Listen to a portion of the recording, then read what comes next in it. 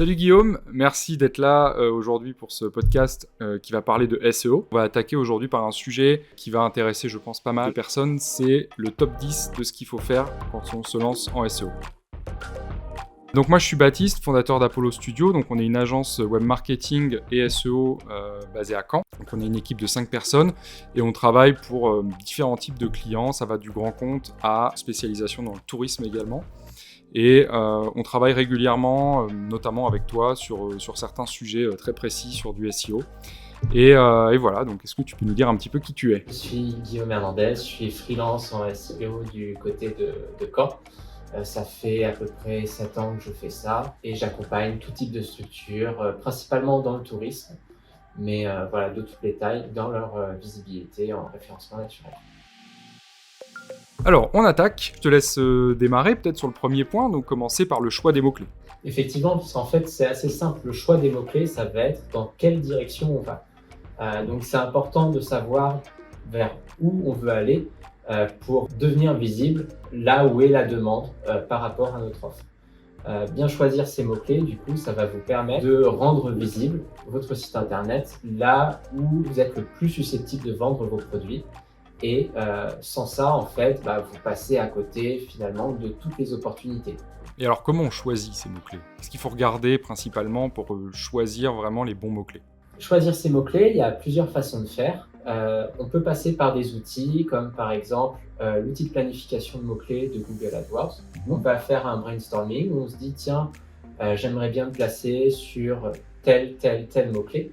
Et Google AdWords va nous préconiser justement différents mots-clés qui sont liés à cette thématique. Tout n'est pas pertinent, mais en général, ça permet déjà d'avoir une bonne idée du marché. Et d'ailleurs, le choix des mots-clés, c'est un petit peu comme faire une étude de marché, mais spécialisée pour le référencement. Ok. Et ça, c'est un truc que tu conseilles plutôt de laisser complètement à l'agence, de le faire avec l'agence ou laisser l'agence piloter ça tout seul ? Alors, j'aurais tendance à dire que ça dépend de chaque client, de sa maturité par rapport justement à la problématique du référencement. En tout cas, c'est clair qu'il ne faut pas laisser l'agence toute seule. C'est important d'avoir un échange entre l'agence et le client, tout simplement parce que l'agence, en fait, même si elle se renseigne sur l'entreprise, elle n'en fait pas partie. Et donc, on a vite fait quand même de rater un mot-clé ou au contraire d'orienter l'entreprise sur les mauvais mots-clés. Ouais, sur une activité qu'elle ne fait pas. Nous, c'est vrai qu'avec nos clients, souvent, cette partie-là de choix des mots-clés, on les implique parce que on leur dit souvent, c'est vous qui connaissez votre business et vos produits, c'est vous qui savez les produits que vous voulez vendre en priorité ou pas, et donc les mots-clés, ça va avec ça. Pour moi aussi, j'envoie un fichier Excel au client avec la liste des mots-clés, le nombre de recherches mensuelles. Je fais un pré-tri en disant ça me paraît intéressant ou pas. Mais c'est toujours le client qui a le mot final parce que c'est finalement lui qui connaît son entreprise. Et après, on a le droit de ne pas être d'accord et d'en discuter. Ok, comment ça se passe l'analyse de la concurrence en SEO ? À quoi ça sert en fait ? Qu'est-ce qu'il faut regarder ? Qu'est-ce qu'on en fait une fois qu'on a regardé ? En fait, l'analyse des concurrents, c'est assez simple. C'est que finalement, Google, c'est quoi ? C'est un classement des résultats par ordre de pertinence. Donc, c'est un classement. Et l'idée, il faut être tout simplement meilleur que les concurrents pour passer devant eux. Donc, l'analyse des concurrents, ça va permettre déjà de vérifier que eux sont placés sur les mêmes mots-clés que vous. Donc, ça reprend le point numéro 1. Et ensuite, ça va permettre de regarder quel est le travail qu'ils ont fait et de faire tout simplement mieux qu'eux pour passer devant eux. Si tous mes concurrents ont des textes de 300 mots qui se placent sur les recherches Google qui m'intéressent, a priori, si je fais un texte d'un peu plus de 300 mots avec une qualité lexicale qui correspond à la thématique, on devrait être plus pertinent sur ce point. On va regarder les différents points et voir quelle est la qualité des textes des concurrents, comment est constitué le site d'un concurrent. Si je suis une TPE, faut pas que je me compare avec Page Jaune. Par contre, faut que je me compare avec d'autres TPE qui sont dans la même situation que moi. Ouais, tu cibles des concurrents un peu au-dessus de toi peut-être, mais pas x10 de toi. Il faut être cohérent aussi, et même au niveau des budgets derrière, ils n'ont pas les mêmes, donc tu vas pas pouvoir ranker sur les mêmes mots-clés. Ça va être compliqué d'aller les chercher. Ok. Et donc, pour analyser les concurrents, alors ça, c'est vraiment le travail du SEO et de l'agence de te fournir une analyse plus ou moins approfondie en fonction de ton budget, mais à la limite, en tant que client, tu peux peut-être fournir tes concurrents. Exactement. Ouais. Avoir déjà la liste des concurrents, ça aide beaucoup. L'idéal, c'est d'avoir ceux que le client estime comme étant ses concurrents ou ses modèles pour pouvoir justement proposer une stratégie pertinente par la suite. Maintenant, on va partir sur un point qui va être un petit peu plus pratique, pas forcément technique, mais pratique. C'est l'aspect titre sur chaque page. À quoi ça sert? Qu'est-ce qu'il faut en faire et comment tu fais en sorte que ce soit le bon titre? Alors, en SEO, on va avoir 2 titres. Les 2 sont très très importants. On a le H1 qui est le titre principal de la page. Donc, en général, quand on lit une page, c'est le titre qui est en haut, en gros. L'idée sur ce titre-là, ça va être de mettre les mots sur lesquels on veut placer la page sur Google. Tu mets ton mot-clé en fait. Exactement. Je vais essayer quand même de mettre le mot-clé pour que ça fasse à peu près humain. Par exemple, si je veux me placer sur camping Normandie, je vais peut-être mettre séjourner dans notre camping en Normandie. Ce titre-là, il est très important. On a un deuxième titre qui va être très important, c'est la balise title. C'est le titre de la page. Ouais, c'est là où tu cliques en fait dans les résultats. Exactement. C'est ce qui va s'afficher dans les résultats Google. Ça, c'est vraiment le critère le plus important avec le H1 justement pour optimiser la page. Juste une dernière chose, c'est qu'aujourd'hui la concurrence est telle que juste optimiser la title et le titre, ça suffit rarement. Et donc il faut aller sur d'autres critères pour justement avoir de la visibilité. C'est vraiment la base et quelque chose qui est super important, c'est de regarder si toutes tes pages ont bien un H1. Ça, c'est quelque chose qu'on peut faire avec un outil qui va te permettre de lister toutes tes pages et de regarder si ces pages-là ont bien tout un H1. Nous, par exemple, on utilise Semnote qui permet de parcourir tout ton site, d'auditer et de voir toutes les pages où il va te manquer un H1. Et ça, c'est vraiment la base de la base. Si tu n'as pas ce paramètre-là, déjà, tu vas être mécaniquement pénalisé énormément. Ouais, mécaniquement, on est déjà à côté de la plaque si on n'a pas au moins un H1 ou une balise title. Donc, c'est vraiment très utile, effectivement, d'utiliser un outil comme Semnote. On parlait de l'analyse des concurrents tout à l'heure. Semnote, moi, j'utilise beaucoup sur l'analyse de SERP. C'est-à-dire que Semnote, on lui dit le mot-clé sur lequel on veut se placer et il va nous sortir les principales statistiques pour savoir comment sont les concurrents. Donc, la SERP, c'est les résultats, en fait. Exactement, ouais. Et ça fait gagner énormément de temps et puis ça nous guide vraiment dans nous dire quels sont nos objectifs pour pouvoir se placer correctement sur cette recherche. Là, on a parlé du title. Il y a aussi quelque chose qui est important, c'est la partie texte en fait sur ta page. Sur la partie texte, en fait, c'est simple, c'est que chaque page du site internet va avoir besoin d'avoir un texte qui soit unique et qui parle du mot-clé sur lequel on veut se placer sur Google. En général, d'ailleurs, on essaiera de placer une page sur un mot-clé, à peu près. Et en fait, ce texte, ce qu'on va avoir besoin, c'est de regarder ce que font les concurrents et de faire mieux que les concurrents. L'idée, c'est toujours ce classement, on veut faire mieux que les autres pour être mieux classé. Par contre, jamais copier le texte des concurrents. Jamais copier le texte des concurrents, ça c'est vraiment pas bon du tout. Effectivement, ça peut même aller jusqu'au tribunal, parce que c'est quand même du vol de propriété intellectuelle. Et même en termes de performance, Google pénalise à mort le contenu dupliqué. Effectivement, que ce soit à l'intérieur du site ou si on vole le contenu des autres, là ça marche pas du tout. En ce moment, il y a vraiment le sujet de l'IA. Par rapport à toi, ce que tu peux voir et les expériences que tu as eues, qu'est-ce que tu peux dire par rapport à ça? Ça dépend du site internet. Si votre site internet il peut couler du jour au lendemain, vous pouvez y aller en faisant que de l'IA et pas vous poser de questions. Après, si c'est un site, par exemple, je sais pas, vous êtes un hôtel, la commercialisation dépend énormément de votre site internet. Là, ça vaut le coup soit de rédiger tout manuellement, soit de faire de l'IA et de repasser dessus pour justement adapter à vos problématiques, à vos mots-clés, etc. L'IA, c'est un très bon outil qui peut vous permettre de gagner énormément de temps. C'est pas sanctionné pour l'instant ou très peu sanctionné sur les gros abus, mais on ne sait pas où ça ira dans les prochaines années, donc il vaut mieux, je pense, faire attention à personnaliser le texte.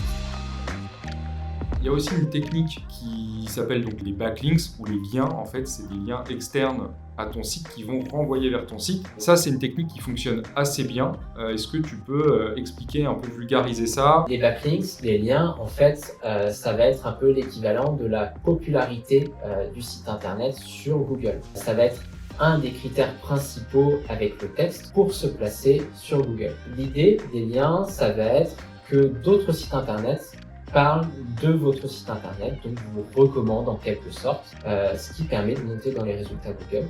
Pour ça, il y a plein de méthodes pour avoir des liens.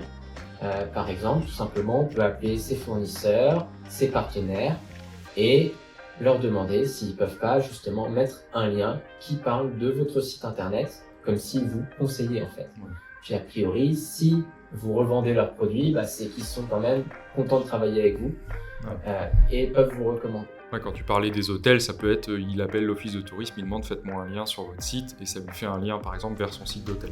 Exactement, pour les hôtels, les offices de tourisme, les partenaires pour les activités de loisirs aussi peuvent être des sites internet qui peuvent faire des liens vers le site internet de l'hôtel. Ça, c'est la méthode un peu pas chère quand on a un peu de temps à y consacrer. Après, on peut professionnaliser ça et faire des campagnes de liens. Une fois qu'on a fait tout ça, et si nos concurrents ont déjà fait tout ça, ou juste si on n'a pas le temps de s'en occuper, ça arrive souvent, on va payer une entreprise pour que depuis les sites internet que possède cette entreprise, elle parle de nous, qu'elle fasse des articles de blog qui recommandent notre entreprise. Ouais, la logique, en fait, du point de vue de l'algorithme Google, c'est OK, il y a plein de sites qui parlent de ce site-là, donc c'est qu'il doit être important, donc mécaniquement, je le fais remonter. C'est ça. Et on va quand même apporter de la nuance, c'est que si vos sites qui parlent de vous, ils parlent en même temps de casino, de voyance, et vous êtes un hôtel, Google il va trouver quand même ça très suspect, ça marchera beaucoup moins bien que si c'est justement un partenaire dans le tourisme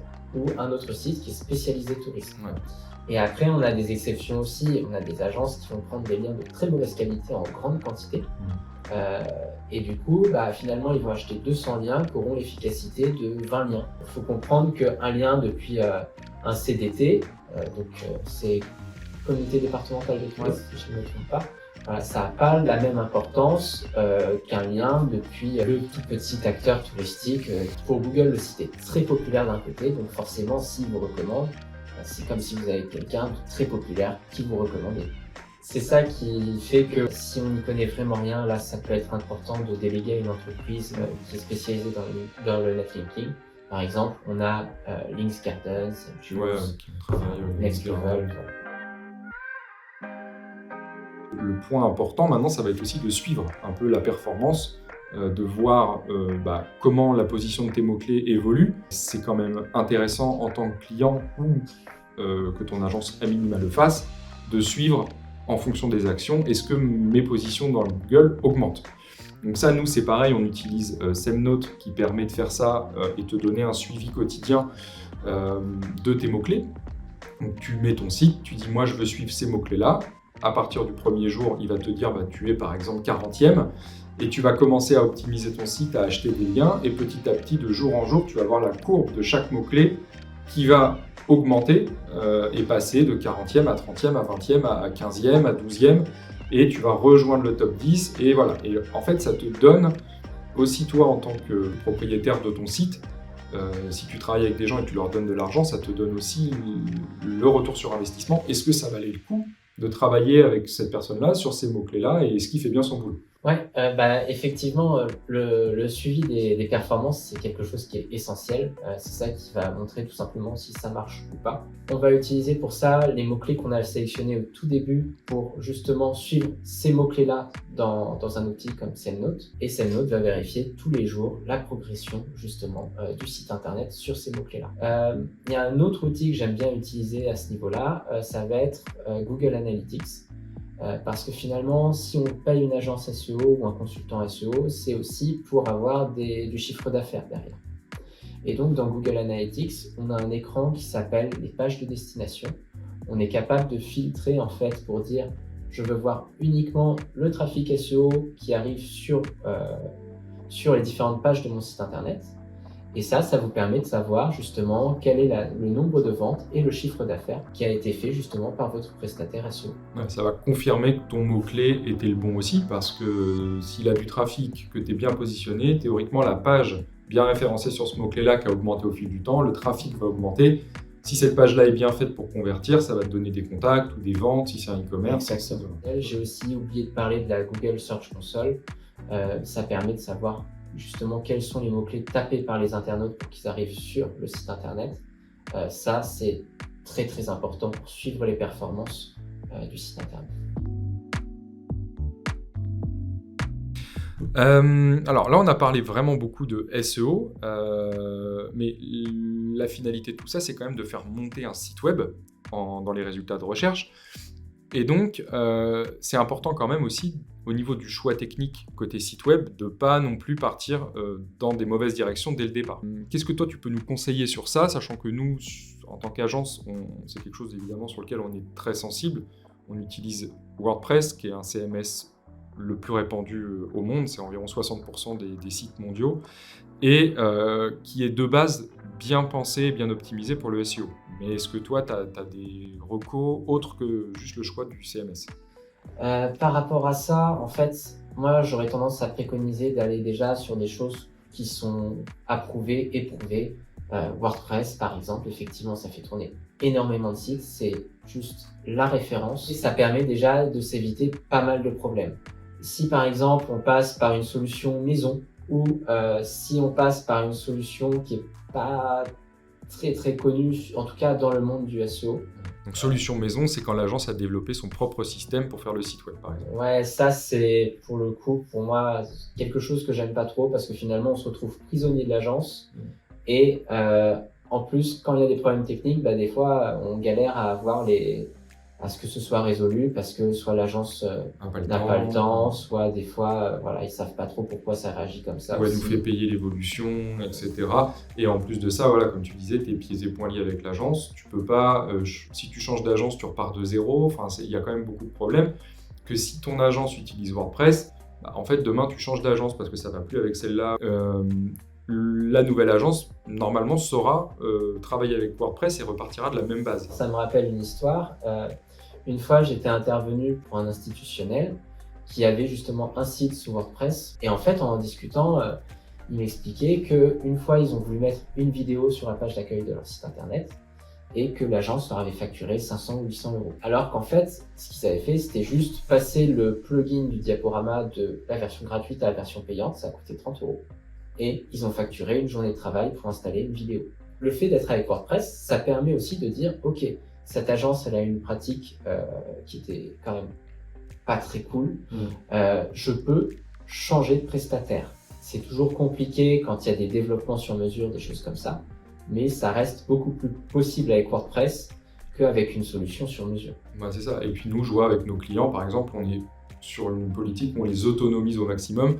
L'avantage de WordPress, c'est qu'on te fait un accès au back-office, on t'explique comment dupliquer des pages si tu veux créer des nouvelles pages pour des nouveaux mots-clés. Et tu peux déjà créer du contenu toi-même, créer des articles de blog, créer plein de choses toi-même, sans passer par l'agence qui te facture à chaque fois pour intégrer les contenus. Donc c'est aussi long terme, tu fais pas mal d'économies. Après, ça dépend toujours des entreprises. Effectivement, on va pas dire à la Fnac de se mettre sous WordPress. Quand vraiment tu démarres et que tu veux le truc le plus simple, en vrai, WordPress c'est quand même carrément mieux. Il y a aussi des optimisations à faire côté WordPress, c'est-à-dire qu'il y a des plugins SEO qui permettent d'optimiser encore plus que ce qui est fait de base.